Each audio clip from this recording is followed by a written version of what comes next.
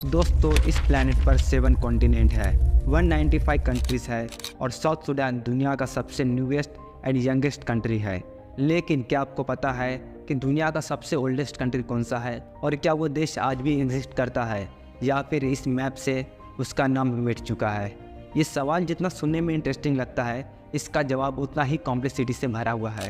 कुछ मॉडर्न देश अपने हिस्ट्री को सिविलाइजेशन के शुरुआत से या लेखन ड्राइंग्स के इन्वेंशन से भी पहले का मानते हैं, और ये पता लगाना कि वास्तव में वो देश कब शुरू हुआ ये थोड़ा मुश्किल हो सकता है।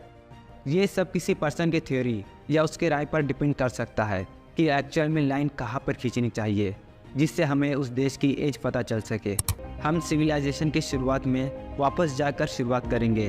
क्रेडल ऑफ सिविलाइजेशन का सिद्धांत बताता है कि कई सिविलाइजेशन एक दूसरे के साथ स्वतंत्र रूप से डेवलप हुआ है, जिससे मॉडर्न सिविलाइजेशन का स्थापना हुआ, जैसे Mesopotamia, ancient Egypt, Indus valley, yellow river civilisation. Mesopotamia को छोड़ दे तो ये तीनों सिविलाइजेशन आगे चल के देश बन जाएंगे जो आज भी अस्तित्व में है। एंशिएंट इजिप्ट, जो आज भी इजिप्ट के नाम से जाना जाता है, इंडस वैली इंडिया बन जाता है और येलो रिवर सिविलाइजेशन चाइना बन जाता है। तो चलिए शुरुआत चीन से करते हैं। येलो रिवर सिविलाइजेशन इसलिए कहा गया है क्योंकि इस सिविलाइजेशन का जो शुरुआत हुआ है वो पीले नदी के किनारे शुरू हुआ है, जो आज भी नॉर्थ ईस्ट चीन में है। यू द ग्रेट ने 2070 BCE के आसपास जिया डायनेस्टी का स्थापना किया था, लेकिन ये डायनेस्टी किसी भी रिटन हिस्टोरिकल रिकॉर्ड से पहले का है और इसमें काफ़ी डॉट्स है कि ये डायनेस्टी कभी एग्जिस्ट करता था भी या नहीं, और यू द ग्रेट माइथोलॉजी हो सकता है। 1600 BCE में शान डायनेस्टी ये पहला डायनेस्टी है जिसका एग्जिस्टेंस का रियल आर्कियोलॉजिकल एविडेंस हमें मिलता है, और ये मॉडर्न चीनी लैंग्वेज शान डायनेस्टी के लेखन से ही डेवलप हुआ है। अगला डायनेस्टी ज़ोउ डायनेस्टी था, जो चीन पर 800 साल राज किया। 221 BC में फिर किन डायनेस्टी आया, जो सिर्फ 15 सालों तक चला। इसके बावजूद चीन के इतिहास में किन डायनेस्टी का बहुत महत्व है। ये रॉयल चीन का पहला डायनेस्टी था और वो बाकी सभी राज्यों को जीतने में कामयाब रहा और पहली बार चीन को यूनिफाइड किया। माना जाता है कि ये चीन शब्द ये किन शब्द से लिया गया है, जब भारतीय और पर्शियन व्यापारियों ने किन डायनेस्टी के नाम को किन की जगह चीन के रूप में अपनाया, और ये नाम धीरे धीरे पूरे दुनिया में फेमस हो गया, और इसीलिए मॉडर्न चीन की स्थापना 221 BCE मानी जाती है, जब किन शी हुआंग ने खुद को first emperor of China declare किया था। किन डायनेस्टी का आप मैप देखेंगे तो ये आज के चीन से काफ़ी कम एरिया है। माना जाता है कि नॉर्थ के अटैक से बचाव के लिए किन शी हुआंग ने the great wall of China बनाने का काम शुरू किया था। वॉल का कंस्ट्रक्शन कई सेवरल स्टेजेस में हुआ था। इसे अलग अलग राजाओं के द्वारा बनाया गया था, लेकिन इसका सबसे पहला कंस्ट्रक्शन वर्क किन डायनेस्टी में ही शुरू हुआ था। चीन का शाही शासन अगले 2000 सालों तक चलता है, 1912 तक। फिर देश में सिविल वॉर शुरू हुआ। 1949 में कम्युनिस्ट पार्टी ने सत्ता संभाला और उस देश की घोषणा किया जिसे आज हम पीपल रिपब्लिक ऑफ चाइना के नाम से जानते हैं। ऑल ओवर देखें तो ये देश कितना पुराना है, ये जानने के लिए हमें चीन के इतिहास को 3 पार्ट्स में डिवाइड करने की ज़रूरत है। पहला, यू द ग्रेट का जिया डायनेस्टी, जो 2070 BC में शुरू हुआ था। इसका एंड 1600 BC में हुआ था। इसका मतलब है कि जिया डायनेस्टी आज से लगभग 4094 साल पहले शुरू हुआ था। दूसरा, शांग डायनेस्टी 1600 BC में शुरू हुआ था और ये आज से लगभग 3624 साल पुराना है। तीसरा, मॉडर्न चीन किन डायनेस्टी 221 BCE में शुरू हुआ और ये 2245 साल पुराना है। अब हमें यहाँ पर एक लाइन खींचने की ज़रूरत है जिससे हम पता कर सके कि ये देश कितना साल पुराना है। यू द ग्रेट का एग्जिस्टेंस का कोई ठोस आर्कियोलॉजिकल एविडेंस हमें मिलता नहीं है और माइथोलॉजिकल माना जाता है, इसलिए हम इस डायनेस्टी को हटा देते हैं, इसे डिस्क्वालीफाई कर देते हैं। मोस्ट हिस्टोरियंस मानते हैं कि चीन की सिविलाइजेशन की शुरुआत शान डायनेस्टी से शुरू हुआ था, जिसका आर्कियोलॉजिकल एविडेंस हमें मिलता है, और ये डायनेस्टी पीली नदी घाटी में स्थित था और इसे चीन की सभ्यता का क्रेडल माना जाता है। यहाँ पर बात सिविलाइजेशन की हो रही है, देश के बारे में नहीं। किन डायनेस्टी 221 BC में चीन को पहली बार यूनिफाइड किया था और इसे एक साम्राज्य का रूप दिया। चीन ये नाम इसी डायनेस्टी से आता है। The great wall of China का कंस्ट्रक्शन का काम भी इसी डायनेस्टी से शुरू हुआ। इन सब रीजन से कई एक्सपर्ट्स मानते हैं कि मॉडर्न चीन का शुरुआत किन डायनेस्टी से शुरू हुआ था, जबकि शांग डायनेस्टी से चीन की सिविलाइजेशन का शुरुआत माना जाता है। अगले देश की ओर बढ़ते हैं इजिप्ट। इजिप्ट एक ऐसा देश है जो अपने एंशिएंट हिस्ट्री के लिए पूरे दुनिया में फेमस है। जब आप इजिप्ट के बारे में सोचते हो तो पॉसिबल है कि सबसे पहले आपके दिमाग में पिरामिड या स्फिंक्स आएगा। इसका कंस्ट्रक्शन 2500 BC में हुआ था, लेकिन इजिप्ट का इतिहास इससे भी पुराना है। एंशिएंट इजिप्ट पहले अपर एंड लोअर इजिप्ट में डिवाइड था। अपर इजिप्ट साउथ में स्थित था और लोअर इजिप्ट नॉर्थ में स्थित था। इन दोनों अपर एंड लोअर इजिप्ट का यूनिफिकेशन 300-150 BC में हुआ था और इसे इजिप्ट के पहले राजा मेनेस द्वारा किया गया था। मेनेस को ही एंशिएंट इजिप्ट का पहला फिरौन माना जाता है। इस यूनिफिकेशन के बाद फिरौन को दो भूमि का शासक कहा जाने लगा, इसलिए फिरौन दोहरी मुकुट पहनता था जो अपर एंड लोअर इजिप्ट को दर्शाता था। मोस्ट ऑफ कंट्री के अस्तित्व में आने के पहले से इजिप्ट का एक लंबा इतिहास है। आज देश में मॉडर्न एरा आने से पहले इजिप्ट पर बहुत से डायनेस्टी ने कब्जा किया था और उस पर रूल किया था। इससे पहली बार 525 BC में पर्शियंस ने जीता था, फिर ग्रीक्स, रोमन्स, फिर से पर्शियंस, उसके बाद अरब और ओटोमन्स ने जीता। 1882 में ब्रिटिशर्स ने इजिप्ट पर कब्जा किया और लास्ट 1922 में इजिप्ट ब्रिटिशर्स से इंडिपेंडेंट हासिल करता है। भले ही इजिप्ट दुनिया के सबसे पुराने देशों में से एक है, लेकिन इसके इतिहास के 3000 साल से ज़्यादा तक दूसरे सभ्यताओं का राज रहा है। ये सिविलाइजेशन नील नदी के किनारे से शुरू हुआ था। एंशिएंट इजिप्ट का सबसे पहला नाम केमेट था, जिसका अर्थ होता है काली भूमि। ये नाम नील नदी के किनारे की उपजाऊ काली मिट्टी को दर्शाता है। इजिप्ट का एक और प्राचीन नाम था हेकुप्तहा। इसका अर्थ होता है फतह के आत्मा का घर। फतह एक देवता था और ये नाम स्पेशली मेम्फिस शहर के लिए यूज़ करा जाता था। आगे चल के ग्रीस ने इजिप्टोस कहा। ये नाम हेकुप्तहा से ही डिराइव है। यूनानियों ने इसे अपने उच्चारण और भाषा के अनुसार इजिप्टोस में बदल दिया था। एक तरह से ये नाम का मिसप्रोनाउंसिएशन कह सकते हैं। अब यूनानियों ने इजिप्टोस कहा और अंग्रेजों ने इजिप्ट कहा। भले ही इजिप्ट की सभ्यता का इतिहास लगभग 5000 साल पुराना है, लेकिन जब बात एक कंट्री की हो रही है तो ये आंकड़ा और भी कम हो सकता है। इजिप्ट एक यूनिफाइड स्टेट के रूप में लगभग 3200 BCE से अस्तित्व में है। मतलब आज के समय से गिने तो ये 5200 साल होता है, लेकिन अपर एंड लोअर इजिप्ट यूनिफाइड हुआ था 3200 BC में। तब उस समय इजिप्ट का एरिया मेनली नील नदी के आसपास केंद्रित था और इसमें नील नदी की घाटी और डेल्टा एरिया शामिल था। दूसरा कि इस पर कई हजारों सालों तक अलग अलग डायनेस्टी का रूल रहा है। हम लोग इसे 3 एरा में डिवाइड कर सकते हैं। पहला, इजिप्ट का यूनिफिकेशन 3200 BC से शुरू हुआ था, जो लगभग 5000 साल पुराना है। दूसरा एरा, जब इन्वेजन शुरू हुआ, पर्शियन ने इसे पहली बार 525 BCE में जीता था और यहाँ से दूसरा एरा शुरू हुआ, जो लगभग आज से 2550 साल पुराना होता है। तीसरा era, the modern Republic of Egypt 1922, जब इजिप्ट आज़ादी हासिल किया। ये काफ़ी मुश्किल है कि ये एक देश के रूप में कहाँ से शुरू हुआ और लाइन एक्चुअल में कहाँ खींचने की ज़रूरत है। अब हम अपने देश पर नज़र डालते हैं और पता लगाते हैं कि हमारा देश भारत कितना साल पुराना है। सिविलाइजेशन के ओरिजिन प्लेसेस में से एक सिंधु घाटी, जिसे इंडस वैली भी कहते हैं, ये आगे चल के इंडिया बन गया। इंडस वैली यहीं से देश का नाम भी आता है। जब पर्शियंस और एंशिएंट ग्रीक इंडियन सब कॉन्टिनेंट में आए तो उन्होंने सिंधु को हिंदू और फिर इंडस के रूप में उच्चारित किया। वहीं भारत नाम एंशिएंट और माइथोलॉजिकल सोर्सेज से शुरू हुआ है। ये नाम राजा भरत से लिया गया है, जो एक पावरफुल रूलर था और उनके द्वारा शासित भूमि को भारतवर्ष कहा जाने लगा। इसके अलावा भारत नाम का मेंशन भारतीय ग्रंथों जैसे ऋग्वेद और महाभारत में भी मिलता है। भारत नाम का यूज़ प्राचीन काल से होता आ रहा है, राजा भरत के समय से, जो महाभारत काल के माने जाते हैं। लेकिन महाभारत को हिस्टोरिकल और माइथोलॉजिकल धार्मिक कथा माना जाता है। इंडस वैली वो जगह है जहाँ से देश की स्थापना हुआ है और यह सिविलाइजेशन की शुरुआत 3300 BC में हुआ, जो 1300 BC तक अस्तित्व में रहा है।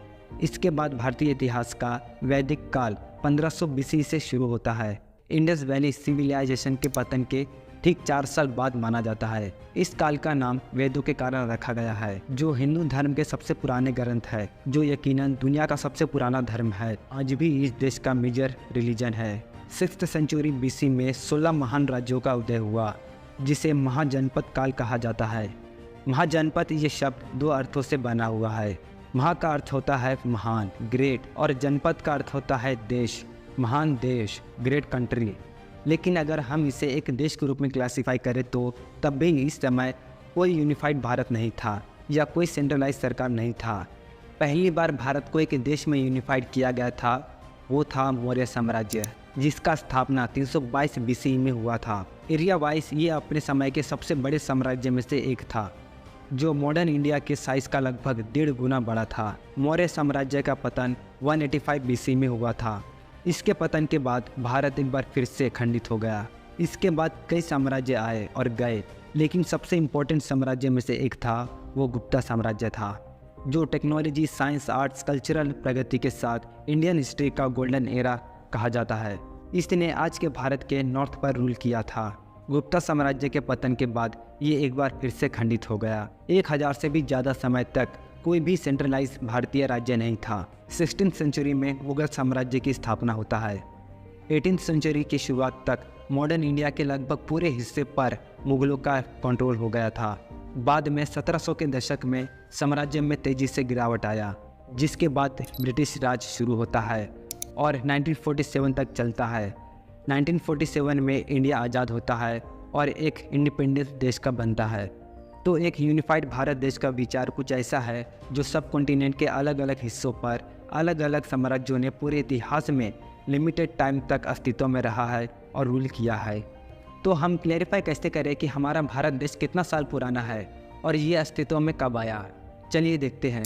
पहला, इंडस सिविलाइजेशन लगभग 5000 साल पुराना है, लेकिन इसे हम एक देश के रूप में नहीं देख सकते हैं। इंडस सिविलाइजेशन एक एंशिएंट सिविलाइजेशन था जो नॉर्थ वेस्ट इंडियन सब कॉन्टिनेंट में फैला हुआ था। दूसरा, वैदिक काल, जहाँ पर सारे सनातन वेदों का रचना हुआ, और ये मैप है जहाँ पे ये पीरियड एग्जिस्ट करता था। वैदिक काल लगभग 3500 साल पुराना है। 322 BC में चंद्रगुप्त मौर्य ने मौर्य साम्राज्य का स्थापना किया। उसके पोते अशोका द ग्रेट वो पहला राजा था जो अखंड भारत पर रूल किया था, और यहीं से अखंड भारत का कॉन्सेप्ट भी निकल के आता है। उस समय भारत ये नाम एग्जिस्ट करता था। मैप आप देख सकते हो, यहाँ प्रॉपर सेंट्रलाइज गवर्नमेंट था। भले ही आगे चल के ये एम्पायर टूटा, फिर जुड़ा, फिर टूटा, लेकिन उस समय हमने एक यूनिफाइड भारत देश देखा, और ये एम्पायर लगभग 2500 साल पुराना है।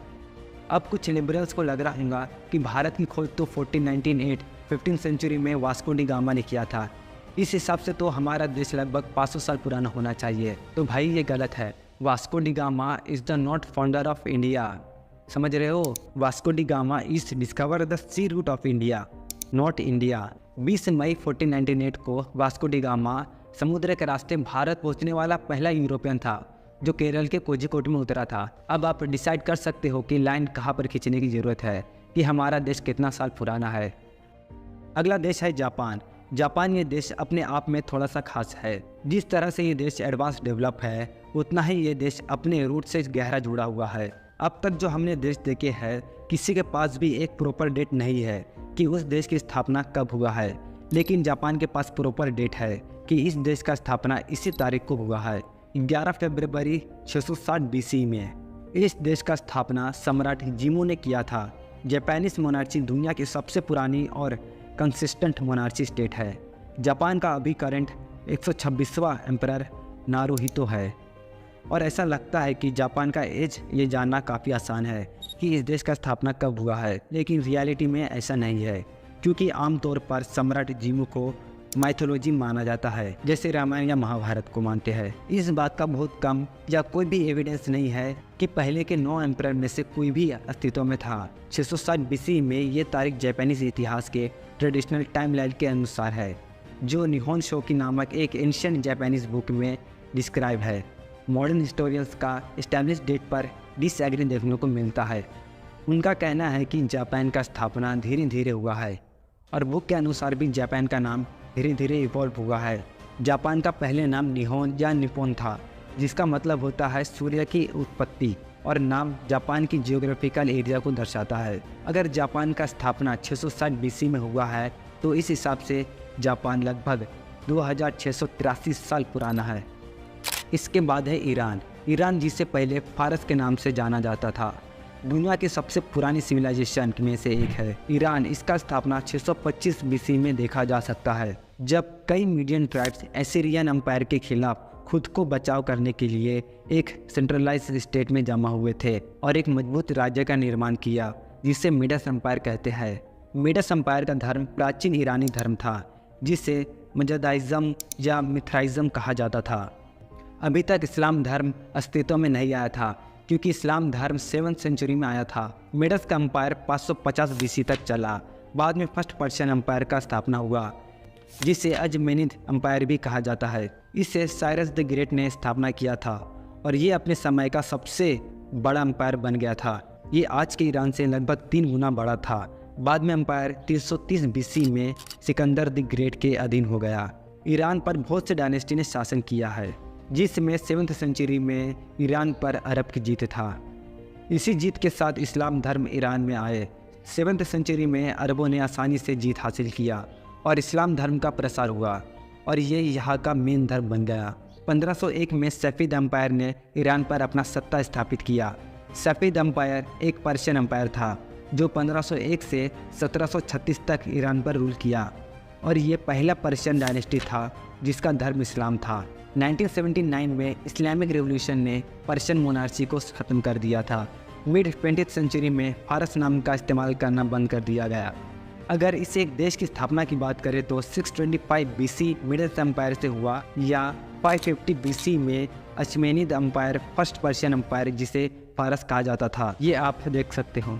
लास्ट कंट्री है जिस पर मैं नज़र डालने जा रहा हूँ वो है ग्रीस। चलिए देखते हैं। यूनानियों को अक्सर वेस्टर्न सिविलाइजेशन का origin point, western philosophy, democracy और ओलंपिक गेम्स का बर्थ प्लेस माना जाता है। ग्रीस की ज़मीन पर पहला सिविलाइजेशन माइनोवन सिविलाइजेशन था जो लगभग 3200 BC में था। इसे यूरोप की फर्स्ट एडवांस सिविलाइजेशन माना जाता है। इसके बाद माइसिनियन सिविलाइजेशन का उदय हुआ जो लगभग 1600 BC से 1100 BCE तक रहा। ये सिविलाइजेशन ग्रीस का मेन लैंड में था और इसे ग्रीक कल्चर का इनिशियल पॉइंट माना जाता है। ये सिविलाइजेशन लगभग 500 साल चला और इसके पतन के बाद हम ग्रीक इतिहास के उस एरा में एंटर करते हैं जिसे डार्क एजेस के रूप में जाना जाता है। इस टाइम को डार्क एजेस इसलिए कहा जाता है क्योंकि इस समय हमें बहुत कम आर्कियोलॉजिकल एविडेंस और रिटन रिकॉर्ड्स मिलते हैं। इसके अलावा कल्चर और आर्थिक गतिविधियों में कमी आई थी। डार्क एजेस के बाद ग्रीस धीरे धीरे उभरने लगा था जिसे आर्काइक पीरियड कहते हैं। क्लासिकल पीरियड दूसरे पर्शियन अटैक के समय शुरू होता है। ग्रीस में क्लासिकल पीरियड 200 सालों का पीरियड है जिसमें ग्रीस ने गोल्डन एजेस देखा। Most of famous Greece historical figure इसी टाइम पीरियड के दौरान की है, जैसे कि Greece philosopher Socrates, Pluto, Aristotle, Alexandra the great की जीत और पार्थेनॉन का निर्माण हुआ था। अलेक्जेंड्रा द ग्रेट ने जब सत्ता संभाला उसने राज्यों को एकजुट किया, यहाँ तक कि पर्शियन इजिप्ट सहित मोस्ट ऑफ एशियन दुनिया को जीत लिया था। अलेक्जेंड्रा द ग्रेट के डेथ के बाद ग्रीस इतिहास में हेलेनिस्टिक काल का शुरुआत होता है। एशियन ग्रीस का अंत 146 BC में रोमन्स की जीत के साथ हुआ था। लगभग 2000 सालों तक ग्रीस एक स्वतंत्र राज्य था। रोमन्स के इन्वेड के बाद मिड 15th सेंचुरी तक ग्रीस रोमन एम्पायर का हिस्सा था। 1822 में फ्रीडम स्ट्रगल और फर्स्ट हेलेनिक रिपब्लिक की स्थापना के दौरान 1832 में ग्रीक इंडिपेंडेंस हो गया। मॉडर्न हिस्ट्री में ग्रीस कई बार मोनार्ची और रिपब्लिक के बीच अल्टरनेट तरीके से बदलते रहा है। ग्रीस का ऑफिशियल नेम हेलेनिक रिपब्लिक है और ये नाम एशियन ग्रीस से चलते आ रहा है। और ग्रीस एक बहुत पुराना देश है, लेकिन कितना? माइसेनियन ग्रीस एक देश के रूप में कहना थोड़ा जल्दी हो सकता है, लेकिन क्लासिकल पीरियड या हेलेनिस्टिक पीरियड के आसपास कहना सही होगा, जब ग्रीस ने गोल्डन एजेस देखा और सभी राज्य या रीजन्स एकजुट एक यूनिफाइड स्टेट था। ऑल ओवर देखे तो ब्रॉन्ज पीरियड, ये पीरियड लगभग 3200 BC से 1100 BC तक फैला हुआ था, जिसमें माइनोवन और माइसेनियन सिविलाइजेशन शामिल है। एंशिएंट ग्रीस लगभग 1200 BC से 600 AD तक था। इसमें dark ages, archaic period, classical period और हेलेनिस्टिक पीरियड आते हैं। फिर रोमन्स और बीजान्टाइन पीरियड 146 BC से 1453 AD तक चला, जब ग्रीस रोमन्स और बीजान्टाइन एम्पायर का हिस्सा था। लास्ट मॉडर्न ग्रीस 1822 में फ्रीडम स्ट्रगल के बाद से अब तक का सफ़र जारी है। तो ये दुनिया के सबसे ओल्डेस्ट कंट्री के लिए दावेदार है। China, Egypt, India, Japan, Iran और Greece. In my point of view Egypt दुनिया का सबसे ओल्डेस्ट कंट्री होना चाहिए, क्योंकि भले ही इजिप्ट के पूरे इतिहास में देश पर अलग अलग सभ्यताओं का शासन रहा है, लेकिन एंशिएंट इजिप्ट अपने कल्चर को भुलाया नहीं है और ना अपनी विरासत को। पिरामिड और स्फिंक्स को देखने के लिए हर साल हजारों टूरिस्ट इजिप्ट आते हैं। भले ही हजारों सालों तक अलग अलग रूलर्स ने रूल किया है, लेकिन इजिप्ट अपनी विरासत कभी नहीं खोया है और उनकी कल्चर फलती फूलती रहा है। इस वीडियो में मैंने जिन देशों के बारे में बात की है वो बेशक ओल्डेस्ट कंट्री के टॉप लिस्ट में आते हैं, लेकिन इसके अलावा और भी ऐसे देश हैं जिनका मैंने जिक्र भी नहीं किया है। अगर आप इस वीडियो में यहाँ तक बने हुए हो तो आपके लिए एज अ बोनस एक देश का जिक्र करने जा रहा हूँ जो वास्तव में दुनिया का सबसे ओल्डेस्ट कंट्री माना जाता है, सैन मेरिनो। भले ही ये देश आपके लिए नया हो, लेकिन इसका इतिहास बहुत पुराना है। कई हिस्टोरियंस के अनुसार सैन मेरिनो दुनिया का सबसे पुराना देश है, क्योंकि 301 एडी में इस देश ने रोमन से अपनी आज़ादी का घोषणा किया था, इंडिपेंडेंस डिक्लेयर किया था, और इसका अभी जो कॉन्स्टिट्यूशन है वो 1600 में लागू किया गया था, और ये किसी भी देश के लिए बहुत पुराना है। चलिए आज के एपिसोड में इतना ही। वीडियो इन्फॉर्मेटिव लगा हो तो लाइक मार के चैनल को सब्सक्राइब कर ले। चलिए मिलते हैं नेक्स्ट एपिसोड में।